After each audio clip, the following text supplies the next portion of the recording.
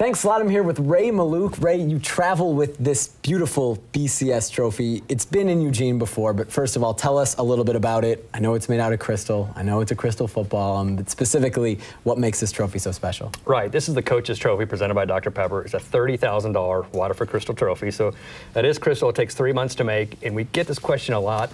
It's not a replica. We don't have any duplicates. This is the actual trophy. So this is the trophy right next to us. It'll be on the field at the national championship game in Miami in January. A big responsibility for yourself to take care of a $30,000 crystal football. Do you ever feel pressure? Are you ever nervous when you're traveling with it? Well, you do a little bit, but I've been doing it for 12 years. It's a lot of fun. We kind of know how to take care of it after a while. There's a routine to it. There's a method to the madness. So we make sure whenever it's displayed, it's not in any place where the security is compromised, but we're pretty good with it. What's the closest you've come to something happening when you've been watching it? Well, a couple fan fests, a couple campuses we've been to where the fans get a little bit crazy, especially if it's a night game. There's been a lot of tailgating, and usually we have this displayed at a fan fest. Sometimes we can have some fans come up, and we've had a couple close calls, but for the most part, fans are pretty respectful around it, so we have nothing to worry about. It was a big thing in Alabama last year where one of the players' coaches bumped the ball off and it broke. What happened with that? Did they get another ball? Right, yeah, it was a player's father who actually did it. We take care of it throughout the year, but after the championship game, we hand it over to the school, and whatever they do with it, they do with it. We give them instructions on how to take care of it.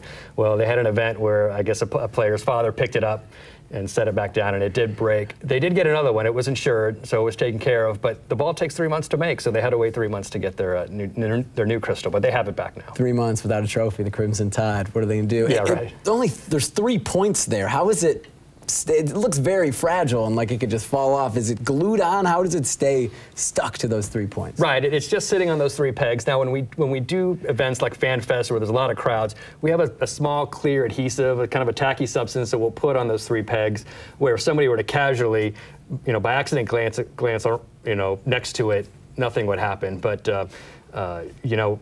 for the most part, during the game, at the championship game, there's no tacky adhesive, so it literally sits on there. So we definitely need to be careful. In the 12 years since you've been doing it, have you seen the allure of the trophy change at all? It's not the Stanley Cup, obviously, but I think people know the BCS trophy. Have you seen a change in the awareness of the trophy? Oh, absolutely. The trophy's been around for 27 years, so this will be the 27th year it's been presented. And like I said, I've been doing it for 12, and boy, especially over the last 12 years, people are more familiar with it. They definitely associate this with the elite prize in college football. Players, coaches, administrators, fans, they all recognize that crystal ball as the symbol of the national championship and the symbol of excellence. So it's really kind of taken a life of its own, and it's our job to kind of take it around and make sure everybody can kind of really appreciate what it is. You travel across the country, all different college towns, not counting Eugene because you're here. Right. What's your favorite place to go visit? Well, I really like the atmospheres where we have the kind of the neutral site. And Texas OU is one that has that in Dallas. Typically you got great weather in Dallas. It's in the middle, the Cotton Bowl's in the middle of the state fair. Usually you got 2 top 10 teams in Texas and OU. And the atmosphere inside, when you go in there, it's literally split right down the middle in the maroon and the burnt orange, and it's an amazing atmosphere. We always have a lot of fun when we're there. You've been to Eugene before. What's your favorite part about Eugene? What do you like most about coming here? Well, I live in Dallas, so Eugene is wonderful. The scenery, the people. I mean, it's definitely unique. We love Oregon. We love the fans.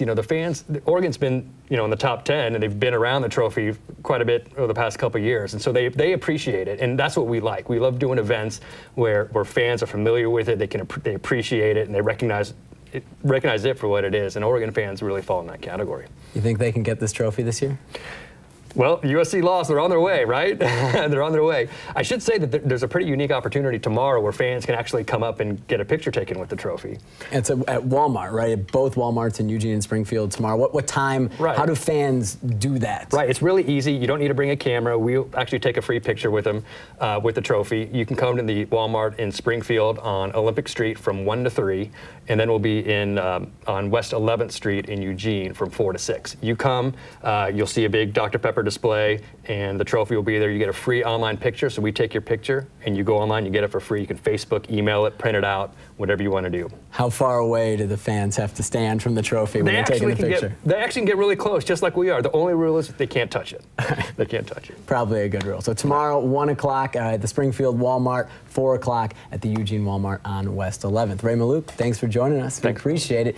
We'll have the whole interview, by the way, on the web, KEZI.com, so head there to see everything you want to know about the BCS Coaches Trophy. Back to you guys.